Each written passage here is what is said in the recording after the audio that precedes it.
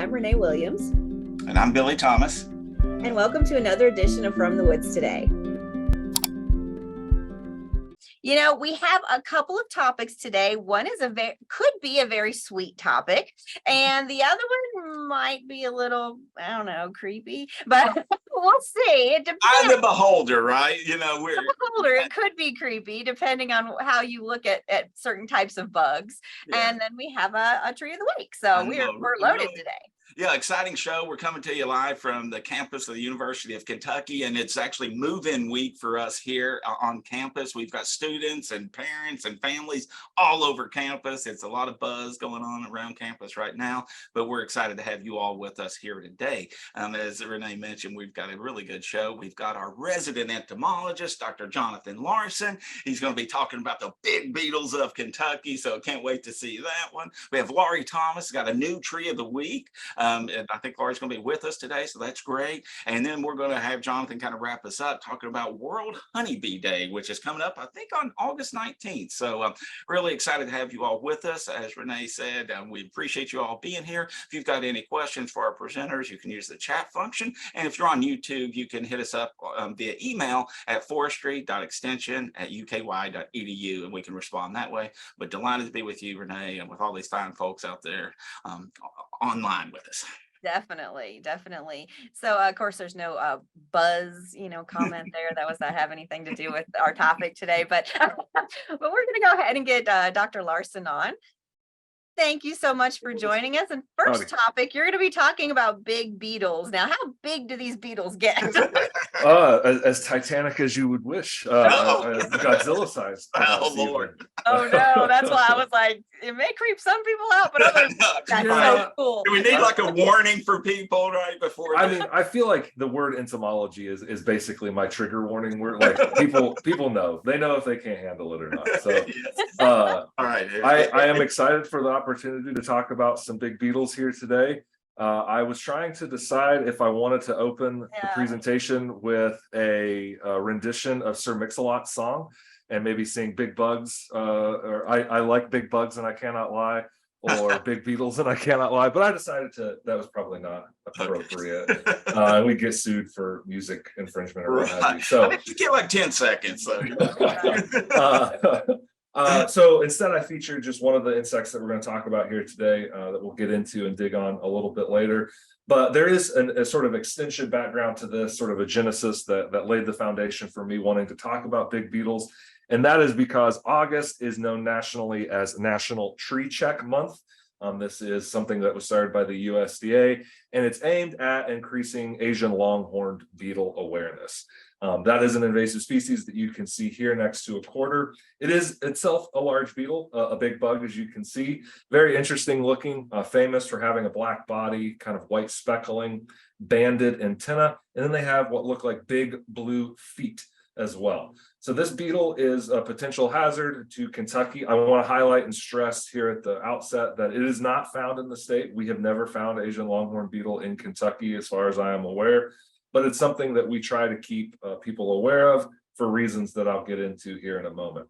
It poses a significant risk for a lot of different trees that we talk about in this state, including ash, which is of course already under pressure from the emerald ash borer, but other sort of beloved trees like birches and elms, as well as maples. That's really kind of the big one that people worry about. It does attack various maple trees, and so maple syrup production could be impacted, as well as many of our street trees that are planted, street and yard trees. And then we also see mimosa, apple, mountain ash, poplar, and willow, amongst others, are listed on the list of potential trees that it could infest. So there's a lot of potential hazard with this one. There's good reasons that we don't want it here. And I just wanted to highlight some of the history of it. So it's an invasive longhorn beetle native to China and Korea. And it was first introduced into the United States in New York City and Brooklyn in 1996.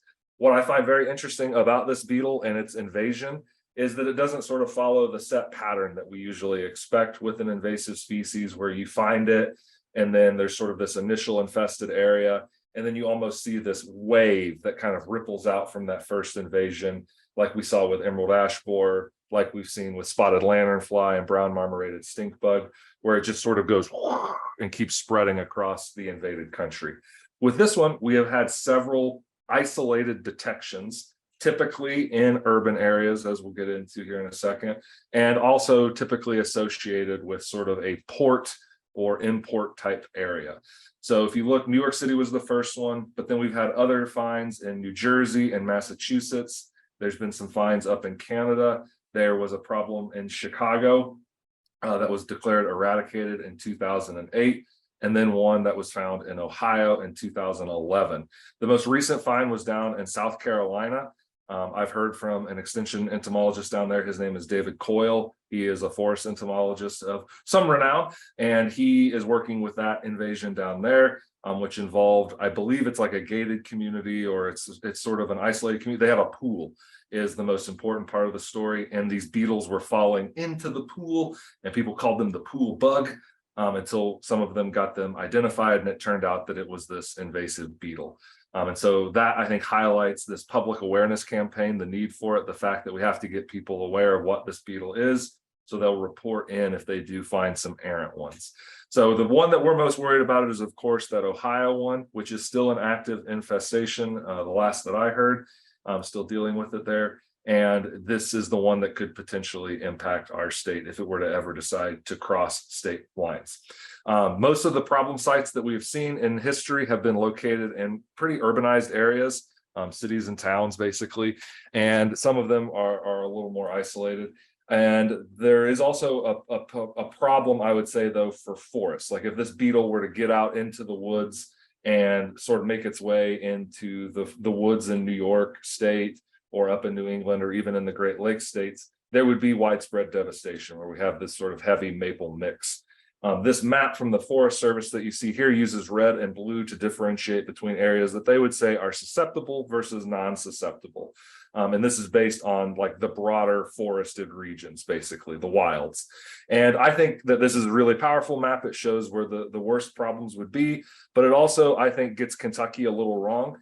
It is very pleasing as a UK employee, right, to see a sea of blue on the state of Kentucky, but that's saying that we have a low susceptibility here. I would say that's a little bit misleading when you think about our cities and towns where we have a ton of maples going in. I think that when I walk around, it feels like if I ever see trees being planted, it's always a maple that's getting plunked down in there. So there is some potential for hazard here, even if our woods are maybe a little more resilient than the woods up in, say, Minnesota or Wisconsin would be. So those are the reasons that we're worried about it. The damage that they cause can be very devastating. They're round-headed borers. Round-headed borers are the larvae of longhorned beetles. We have many native longhorned beetle species. We'll be talking about one of them here in a moment.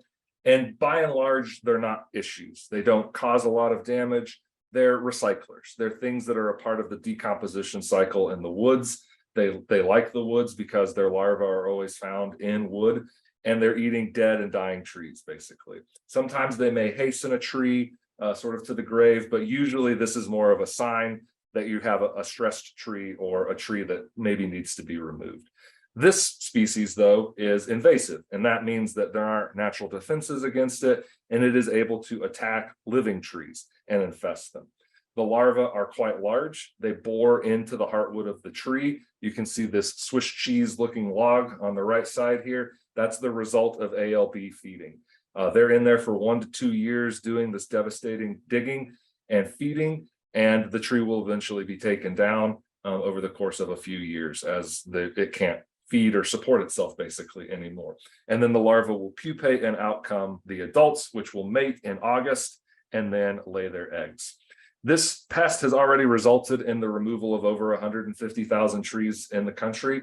The reason for that is because that's basically the control strategy for this pest.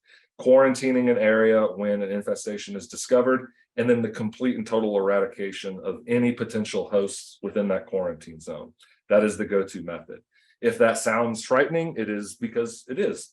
That means that the government would come in basically and they would declare trees to be potential hosts, and then they chop them down and then they chip them. And there's no getting around that. There's not going to be exceptions given for trees that were planted in memorial of somebody. There's not going to be exceptions given for trees that shade your house in the summer. It's going to go down. And that makes people very angry. It's something that sparks a lot of emotions. We've seen this in Ohio and in South Carolina and heard stories of it. People, sort of fighting and chaining themselves to trees, all kinds of stuff, trying to prevent this from happening, which is ultimately, while noble, it is helping an invasive species. So we get around that, and then the tree goes down. The reason for this is that we don't have a lot of insecticidal options for this pest. Efficacies have varied widely amongst studies, and they're not going to be widely available products. So nobody's going to be able to go down to the corner store and pick up something and treat their tree to protect it against Asian longhorn beetle, unfortunately. So it is a quarantine and removal situation. That's why the trees come down. And that's why we don't want this in the state. We don't want to see that happen.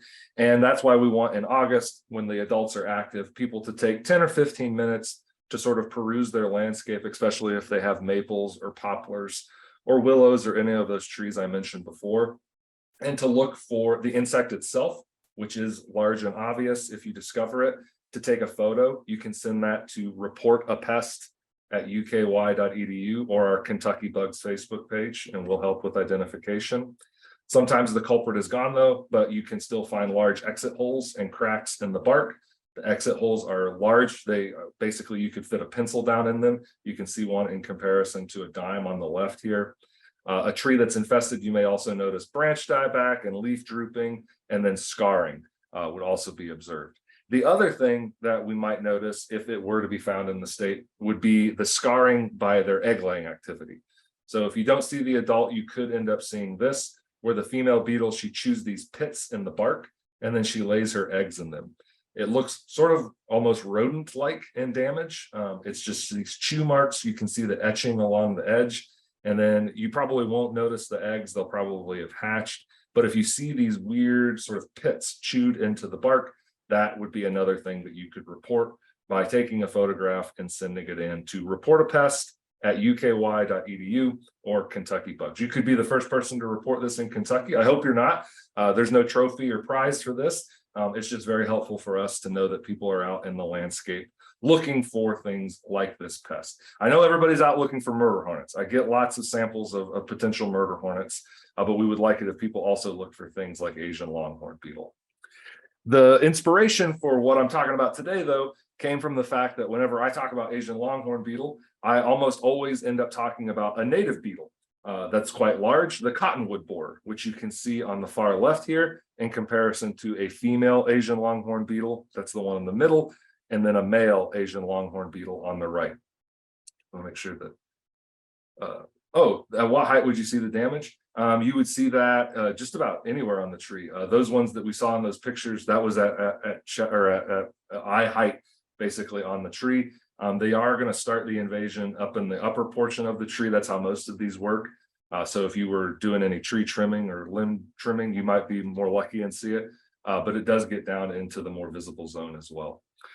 With cottonwood borer, you can see why it's often compared to the Asian longhorn beetle. It looks very similar. It's a similar size, but it is the reverse coloration. It is white with black spots as opposed to black with white spots. Some people, when they talk about them, they say they have panda-like coloration, which I think makes it even cuter and more charismatic. The other thing about these is that they're big. So they're a 1.5 inch long beetle. That's not counting their antenna, which make them look even larger. It's an imposing insect. It's not considered a major pest of mature cottonwood trees or poplars and willows. But if a tree nursery were growing cottonwoods or poplars or willows, they can be a problem in there. The larva, which you see on the right here, it is a large grub that will feed in the tree, and it can girdle and kill young trees. They're in there for 2 to 3 years. I have long thought this was a beautiful insect. I used to live in Nebraska, and they have a ton of cottonwoods there. It's the state tree, if I remember correctly. And I was always under the impression they should have paired it with the cottonwood beetle as their state insect, though they didn't see the branding opportunities when I tried to bring it up to the locals there. But it is a very special beetle. It's one of the biggest ones that we have in the country. And that got me thinking about other potential big beetles. And I wanted to show off some of the ones that we see in the bluegrass. Now, these ones that you see here, these are exotic species. These are found in the jungles of the world down in South America or in Southeast Asia.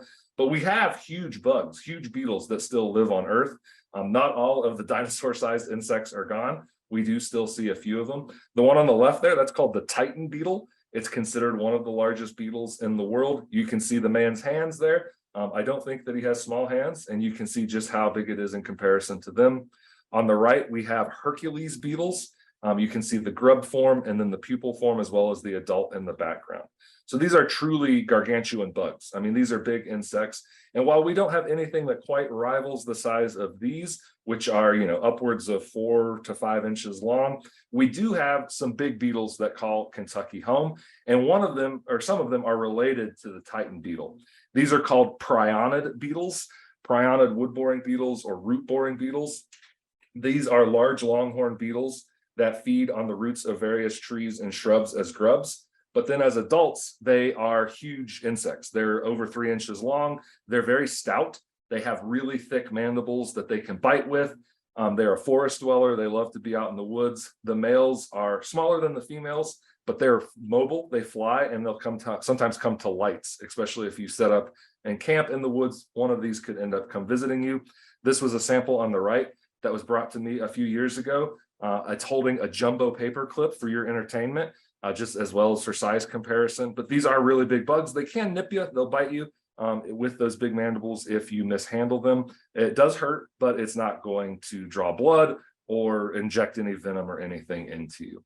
I did want to show off the males and the females. The females are interesting because they will do this behavior that we call calling, where they will lay down and they will avert their ovipositor and put it above them. And then the ovipositor will leak pheromones into the air. The male, even though he's smaller, he has these serrate antennae, which you can see there. They look like sawtooth edges, and those are able to detect the pheromones, and then the males will fly to them. So you will see these buzzing around in the woods occasionally. Once they have mated, the female will lay their eggs in the soil near host trees, where the resulting grubs will burrow down into the root zone and nibble there for a couple of years before they complete their development and come out and behave in the same way that their parents did. Other big beetles in the state can include the stag beetles. These are really cool insects. They're 2 to 4 inches long. They're a pretty big group of beetles. There's about 1,200 species of them globally. The one that you see on the left there, that's the European stag beetle. Very famous for this painting by Albrecht Dürer, which you can see, I think, in the Getty Museum. And it's something that is, I think, a really evocative painting of an insect. You can just see all the details, even all the little tarsomeres and stuff there on the feet. People think these are cool. They have a lot of interesting names. They're often named after deer, as the name stag would imply. Deer, antelope, other sort of tusked or horned or antlered things, just sort of evoking the fact that their mandibles do have this antler-like appearance. But they also play an important cultural role in places like Japan, where there are sort of, I don't know how else to describe it, but beetle wrestling matches, where you will raise a beetle up and then you put them together with other beetles, and then you watch the ensuing wrestling match. A lot of what we're going to discuss today involves male beetles that are big wrestlers that use their titanic size to grapple with one another. And you can see that happening in this image from Japan here on the right. In Kentucky, you can see a few different stag beetles, but the two biggest ones that we encounter are the common and giant stag beetles. So this is the giant stag beetle, or this is the common stag beetle that you're seeing here. The common stag beetle displays sexual dimorphism, just like all the other stags. If you see longer mandibles in the front, that is a male. If they are smaller mandibles in the front, those are females. So these two are males, and then these two here are females. They are about 1.5 inches long. The males have those bigger mandibles in order to fight with one another. The way that we tell the difference between this species and the more infamous giant stag beetle is the size of the mandibles and the size of the insect. So with the giant stag beetle, you're talking about something that is 2.5 inches long. The male, as you see on the left here, has these really big antlered mandibles that are used in grappling. We can see about here on the right in this GIF where they're just really fighting at each other. If you've ever had kids, you know what this looks like, right? Picking up, body slamming. It gets pretty rough with the stag beetles. And this is a courtship ritual. This is to display dominance. It's to sort of make territory, to say this is my log, and the better log that you have, the more likely you are to pair up with a female. and then be able to have her lay eggs that you are the father of.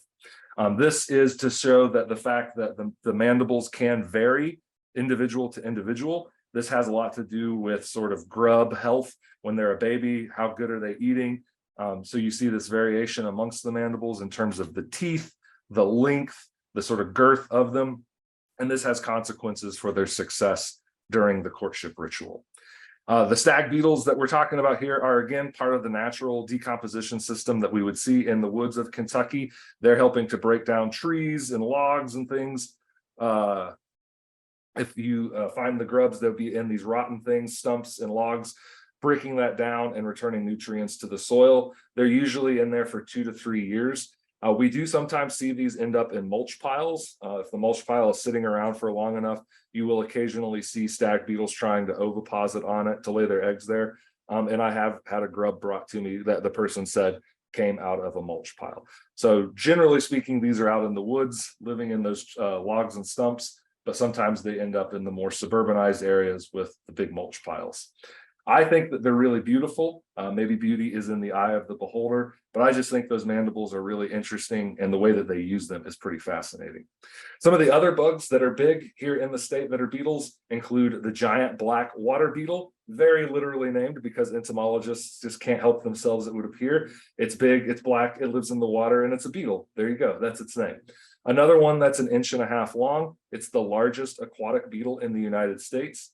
Some beetles do use the aquatic habitats as home, as larvae, and then are terrestrial as adults. But there is a group, the Hydrophilidae, which means the water-loving beetles, basically, that they spend their almost entire life in the water, just leaving occasionally to fly.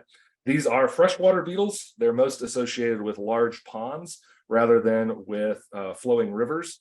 They do fly to lights at night, so they can leave the water. We don't have a ton of these in Kentucky, owing to the fact that we don't have a lot of ponds. We're more of a river state, but we do see them still here in Kentucky. They're often confused with another literally named insect, the giant water bug, which is a really big insect. It's over 2 or 3 inches long. These are famous for being so big and flying around at night and hitting lights. They have raptorial forelegs and piercing sucking mouth parts. Their more common name is the toe biter. Because they will sometimes inflict a painful bite on people's toes in the water if they mistake your foot for food. So these are different. They have a very different life cycle and a very different way of engaging with the world than the beetle, but because of their similar size and similar name, they are often confused for each other. The giant water beetles are predators. They will feed on small fish and snails, as well as other insects that are in the water, but they're also scavengers. They'll eat dead things and dead plant material. You can see them in action here in the water. Once they're in the water, their legs are very hairy, and those hairs will spread out and become more oar-like and help to push the water as they try to swim away. They are pretty quick in the water. They're able to escape capture pretty easily just because of their speed. They're also a little more cryptic than some other water beetles. The giant water beetles, they tend to surface less, particularly as adults. They don't have to come up for air as often because they will store air under their wings. So under the elytra that you see covering their body, those hardened front wings, they will actually store air there, and their trachea are connected there, their spiracles are connected there, and they will suck air in from under their wing so they don't have to come up to the surface of the water as often. A researcher in Colorado also figured out that there are hairs along the body which are oxygenated. They get coated with oxygen-rich water as it swims, and then they can feed that up into the wing area as well in order to get more oxygen in there. So it's a very tricky little thing in regards to how it breathes. We have lots of other big beetles here. I don't have a great transition to move from the water to dung, but there are a lot of impressive dung beetles that live in Kentucky. These are just 2 of them that I wanted to highlight here today. So the one on the right is the Carolina copris beetle, just referring to the fact that it feeds on dung, and it's about 1 inch long.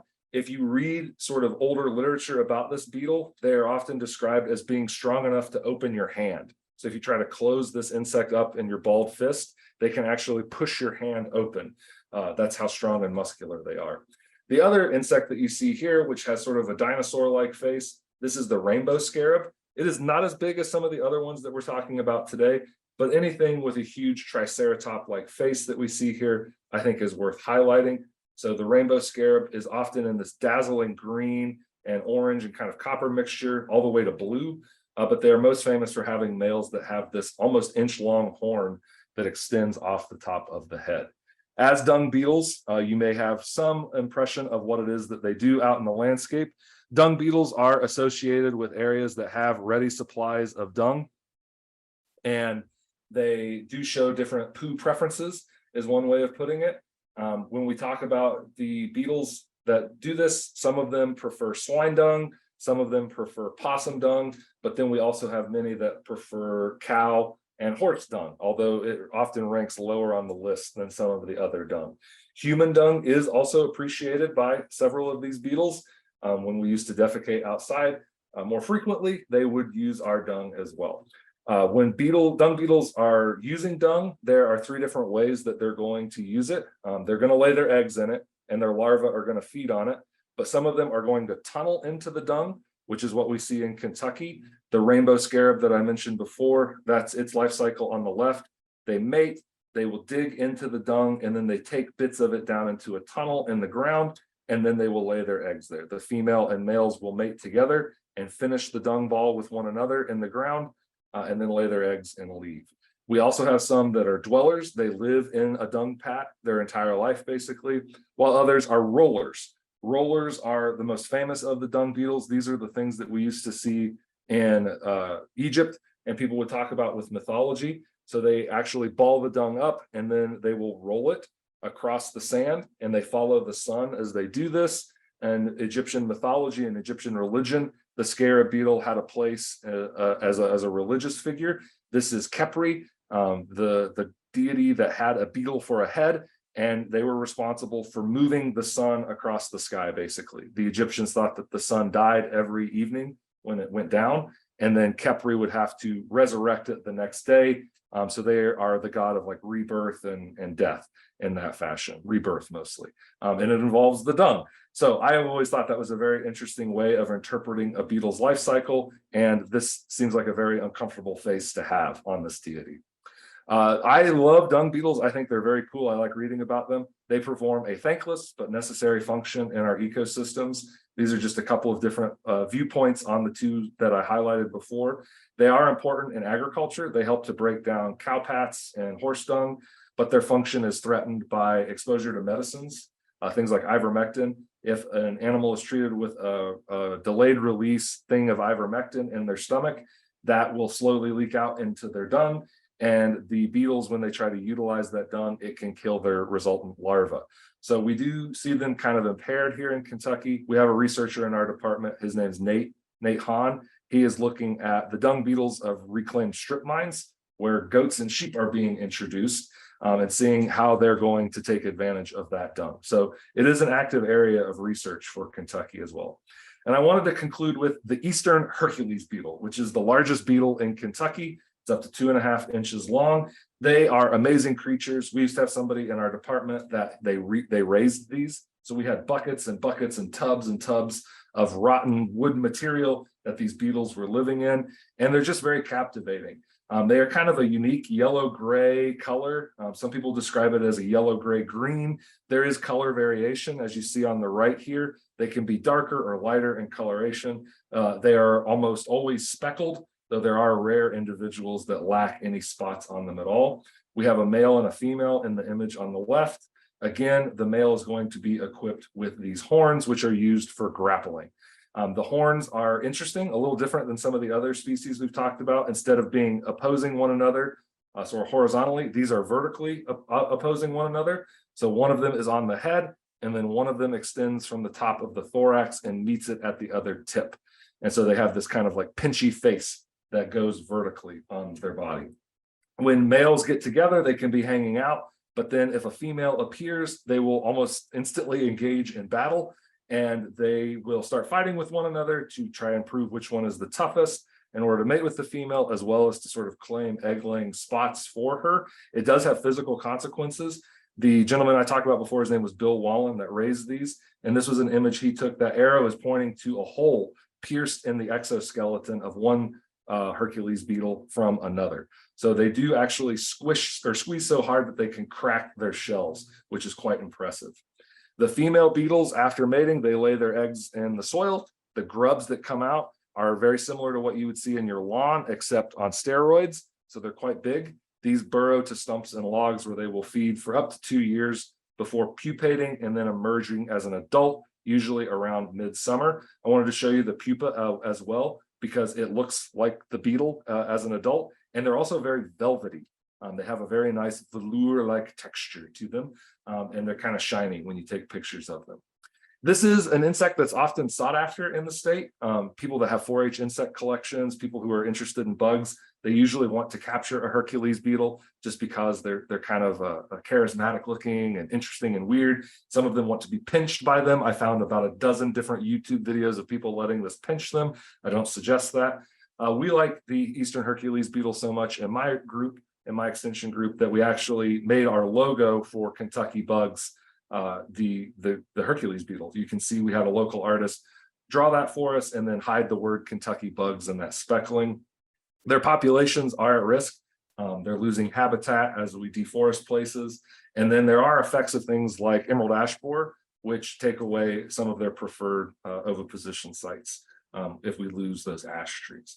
So all of these are, I think, kind of beautiful and wonderful. Maybe some of you disagree. I would be willing to have that debate. If you want to encounter them, it's best to go out at night and turn on a black light in the woods, and you can try and attract some of them. If you set up a white sheet in front of the black light, you'll get even more of them. I would ask that you catch and release, just because, as I said, some of them are they're not threatened or anything, but we would like to keep as many of them as wild and alive as possible. With that, I hope I didn't gross Billy or Renee out too much. Toe biter, that looked like a shield, like a Knights of the Round Table kind of shield kind of thing on the back of it. I was like, well, that's kind of cool. It kind of had that antique-y look. So now some of those that was like, this big was like, whoa, no, I don't want that in my house. But Can you hear I me? mean, it's your house. You get to decide. yeah, right. Yeah, but Billy, you were saying something. What were you Oh, talking I was going to tell Dr. Larson, Renee and I have talked for a while with the show to kind of do it where we're sitting side by side with one another. And this would have been a great one to do that, so I could have seen her reactions to some of the images. Those were really cool, Dr. Larson. I really enjoyed it. And I've been out in the woods a lot, and it's some of those I just had never seen, and I even took forest entomology as an undergrad, and had my own insect collection and all that. And some of those were kind of new to me. So I really, really enjoyed that. Yeah, it's like Pokemon, right? I mean, it's kind of, you get lucky sometimes and you find them, and sometimes they elude you almost your entire life. But they are out there if you want to go and encounter them. And maybe you'll find them when you go and check your trees for National Tree Check Month. Yeah, and we did have a question about the Asian longhorn beetle. He was wondering if with maple and poplar, did you need to just cut the tree down to kill if they're impacted? I think my understanding is that, like so it's related to doing TSI. Yeah. Tree safety or timber stand improvements. What we, okay. Yeah. So like managing the woods a little bit. So I'm wondering if the question is, do we even have to worry about poplar maple since the beetle's going to come take care of them? I would say don't do it now. Wait until it actually arrived in your area. If other advice is involving getting rid of those to just improve the stand in general, that's fine. But I wouldn't base it on Asian longhorn beetle until it's actually discovered in the state. Right. Yep. Okay. That's good. And if you had other questions on that, let us know, please. Yeah. We'll get Jonathan back on when he talks about bees. Oh, yeah. I love it. Thanks. Yeah, good stuff, man. You Yeah, have a way with it, Dr. Larson. It's good stuff. He does. I mean, I don't like bugs, but he has a way to make me go, oh, well, maybe they're not so bad.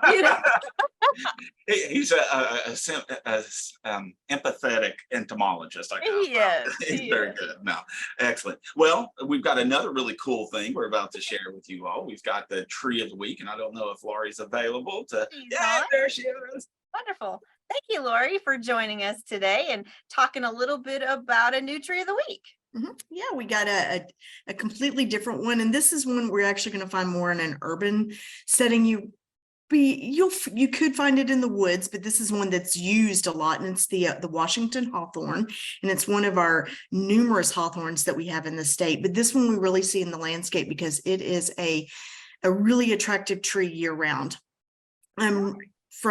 We're getting ready to roll into fall colors, which it has beautiful fall colors, and it's set its berries, which are these great red berries that will last into the winter.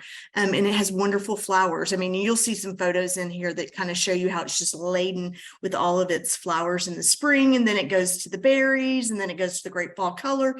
And it's a great wildlife tree. It's great for, we were talking about honeybees and stuff today, and it's great for, it is one of the bees are one of the pollinators of this tree, so it's a great tree for that as well. So here we'll go ahead and start the Washington hawthorn. Looking forward to it. I get it rolling. I'm Laurie Thomas with the University of Kentucky Forestry and Natural Resources Extension, and I'm here with the tree of the week, the Washington hawthorn. Washington hawthorn, Crataegus phenopyrum, is a deciduous tree of the Rosaceae family. The genus Crataegus is difficult to identify because there are more than 150 different arborescence forms recognized in the United States, and many of these species hybridize. Washington hawthorn, or Washington thorn as it's considered, is one of the most attractive hawthorns and is easily distinguished from the other hawthorns. It is noted for its attractive flowers, bright red fruits, and fall color. Washington hawthorn is a small, low-branching tree that grows about 25 to 30 feet tall with a nice rounded crown. The tree has spike-like thorns that are usually about 1 to 3 inches long. It is an important wildlife tree and widely used in landscape plantings. Washington hawthorn's range includes the eastern half of the United States, and it has been introduced in Canada. It's scattered in central and western Kentucky. It prefers well-drained soils and is adaptable to a variety of pHs. It will grow in partial shade and with best flower and fruit production in less shade, however. It is tolerant of urban pollution and is widely planted as a small specimen tree or in groupings to form a large thorny hedge. The leaves of Washington hawthorn are deciduous, and they are simple and alternately arranged, as you can see in the photo. The leaves are ovate and triangular with lobed and serrated margins. They are 1 to 3 inches long and 1/4 to 2 inches wide. Leaves typically have 3 to 5 lobed margins and are dark green and glossy above and lighter below. The branch has a slightly curved 3-inch long spiked thorns, and fall leaf color is showy, ranging from orange to red to burgundy and purple. Washington hawthorn is monoecious with showy white flowers. The flowers are in flat top flower clusters of maybe about 50 flowers per cluster. The flowers bloom from April until June, with the blooms lasting about 10 days. The flowers are fragrant, and occasionally that odor can be unpleasant. The flowers are pollinated by bees, particularly our native bees, as well as midges. The fruit is a small, red, edible pome. The fruits are clustered in groups and are showy, bright red, and each pome is about 1/4 of an inch across. Trees begin seed production between 5 to 8 years, and the fruit is eaten by a variety of wildlife, including birds and mammals, and the seeds are dispersed by wildlife. The bark is thin and gray, and as the tree ages, it breaks into narrow scales. These scales fall off, occasionally revealing an orange-red inner bark. Although hawthorn species tend to be rather small, the wood can be well suited for smaller projects, but not on a commercial level. They are known for their flowers and their fruit. The wood is generally medium to moderately heavy and strong. The sapwood is cream-colored, and the heartwood is highly variable in color. Crataegus species are diffuse porous, and diffuse porous species have small vessel elements or cells called pores that are evenly distributed throughout each growth ring, whereas ring porous species such as our oaks have vessel cells that range in size from very large in the spring to very small in the summer wood. Washington hawthorn is an important tree for wildlife. The flowers provide nectar for pollinators such as native bees and butterflies and hummingbirds. It is the larval host plant for the gray hairstreak, the red-spotted purple, and the viceroy butterflies. Songbirds like cedar waxwing, quail, wild turkey, and small mammals eat the fruit, and the dense branches provide nesting protection. Washington hawthorn is an attractive tree that is widely used as an ornamental tree in landscape plantings.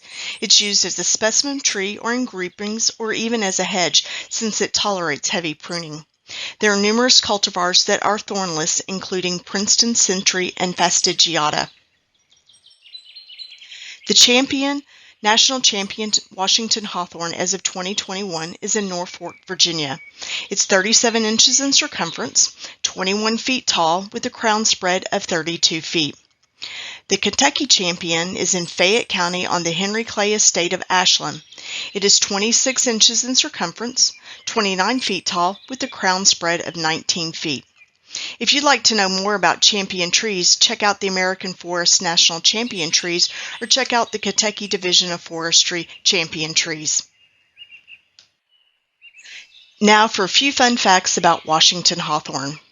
The common name hawthorn comes from the word haw, which means hedge in Old English. The fruit, while it's beautiful, is also edible and can be made into jelly or crushed to make a tea. It was introduced in English gardens because of its beauty in the 17th century and is still cultivated in England, France, and Germany. It was dubbed Washington thorn when some cultivated stock from Washington, D.C. was taken to Pennsylvania for planting in the 1830s.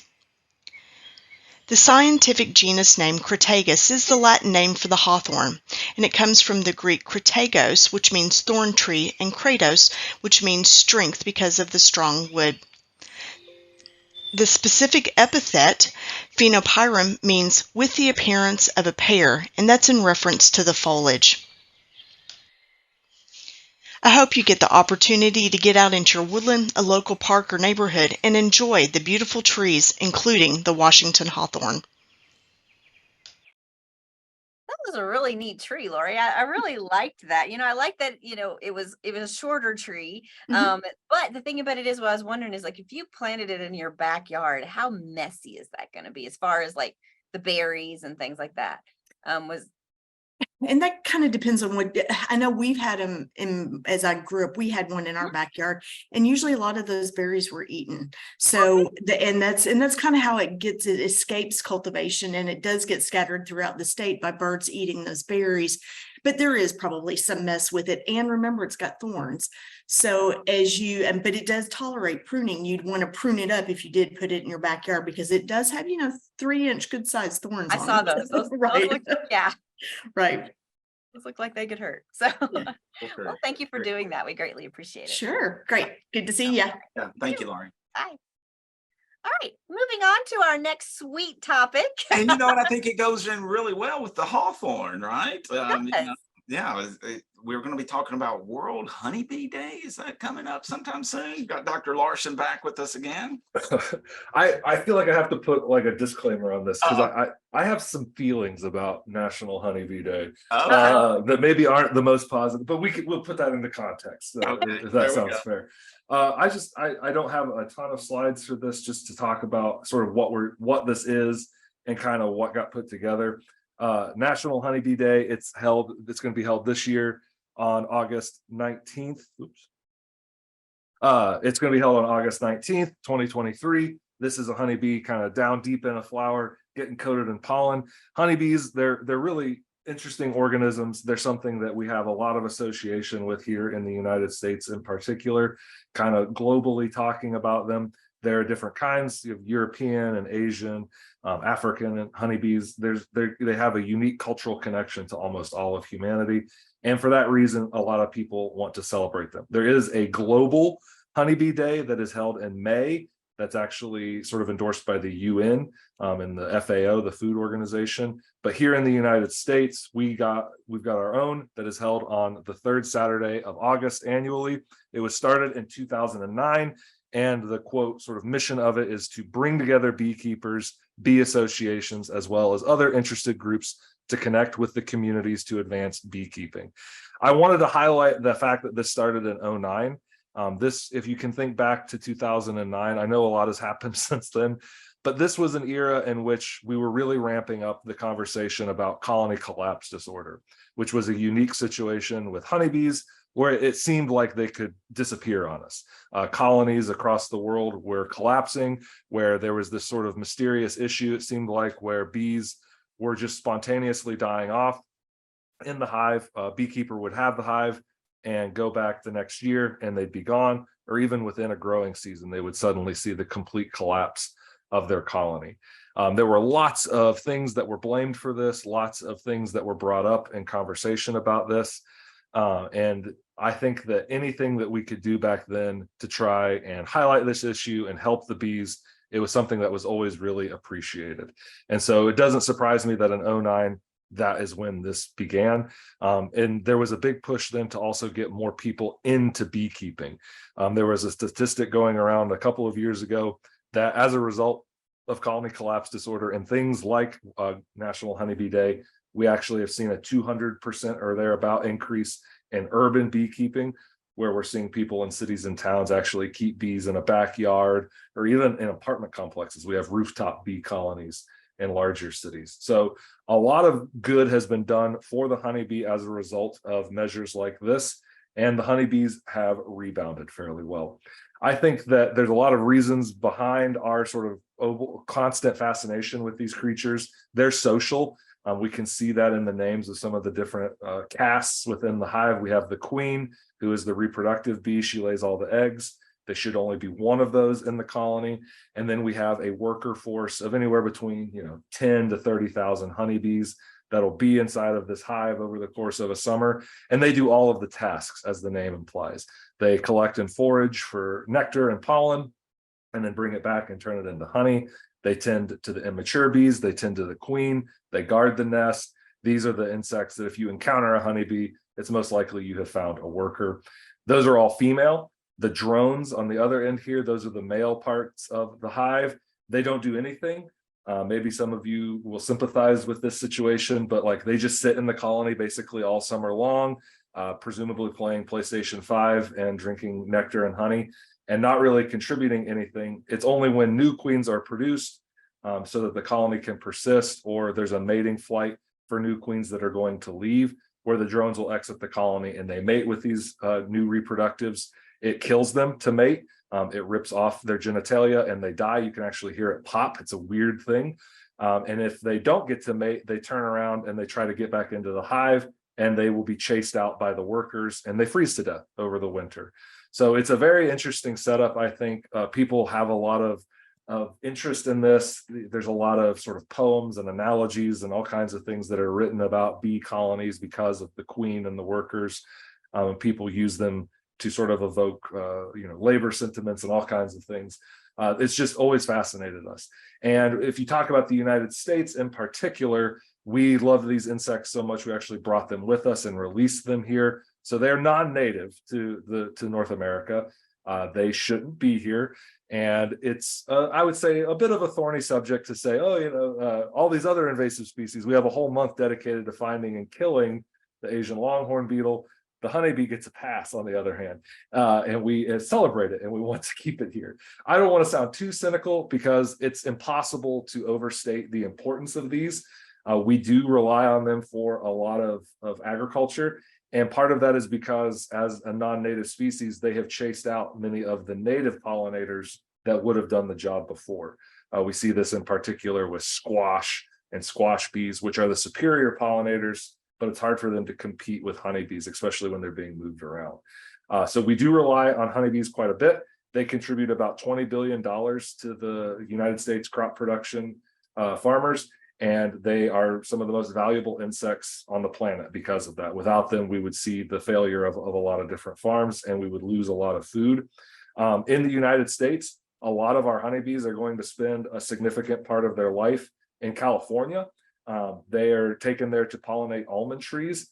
And I think most of the bee force in the country where their pollination services are sold, that's where they're going to end up for part of the year. Other times of the year, they may be in apple orchards in Michigan or Washington.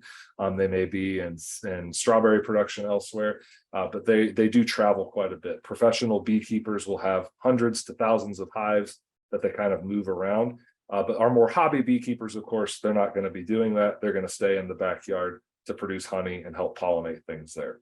So if you like apples, cranberries, melons, broccoli, blueberries, and cherries, and many, many other types of things, you have to thank honeybees for those. Those things only persist really because of this insect.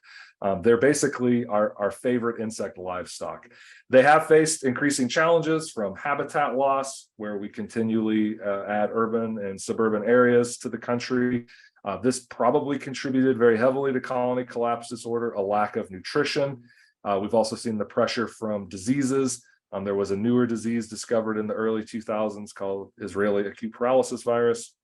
There's another disease called nosema. Colonies that are stressed because they can't find food are more susceptible to these types of diseases.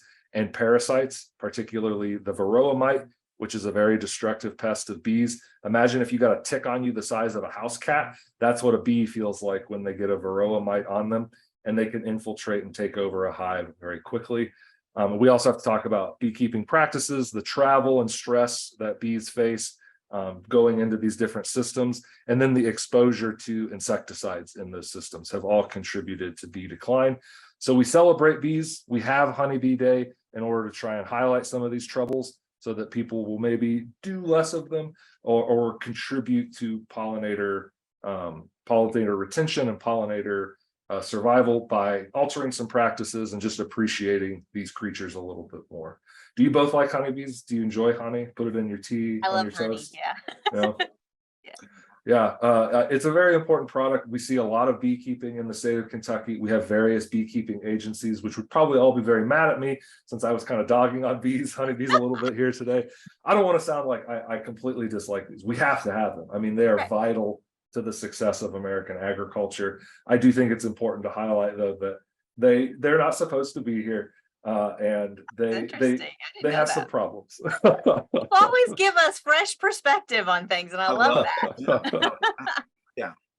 Yeah, it's kind of a love-hate relationship, I guess, with invasive plants and insects and diseases, because many have been brought over for, our benefit or what we thought, whether it be to beautify our landscapes or provide a new food source or some new attribute that we didn't have with our native species. Sure. But it's interesting. I didn't realize that our native populations would have been fine with, or with pollination wouldn't have been an issue here without them. I mean, some of the stuff that we brought from Europe, I mean, it would need help from the European honeybee. I don't want to say that, that we wouldn't have the same level of production. Okay, fair enough. Honeybees do help with that. Honeybees cause issues. Sometimes you get nectar robbing when they get in squash flowers. You don't get superior pollination because they're not adapted with one another. But by and large, like I said, we have to have them. I mean, there's a reason they get moved around in the way that they do. We wouldn't be able to produce, all of this bounty of apples and peaches and pears and everything that we do without them. So it is a good thing that we have the day. It's something that we should all highlight and support, and go out this Saturday and say thank you to a honeybee.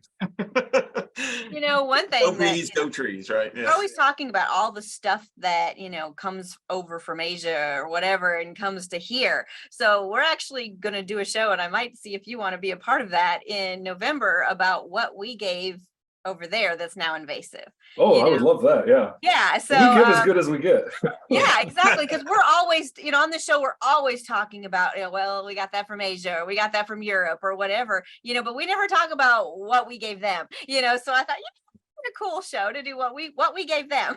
I've already got 3 bugs on the top of my head that I could throw into the discussion. Sign you up. I'll send you email. We've got your slot set aside. Thank you. Oh, go Thank you bees, very go much, trees. John.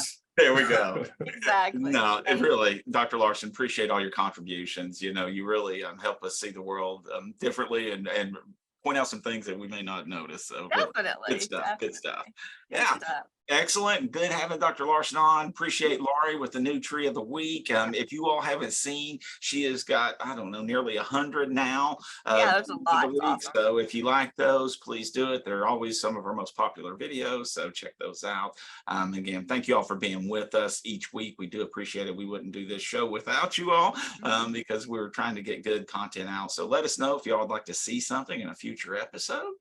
Yeah. Feature it.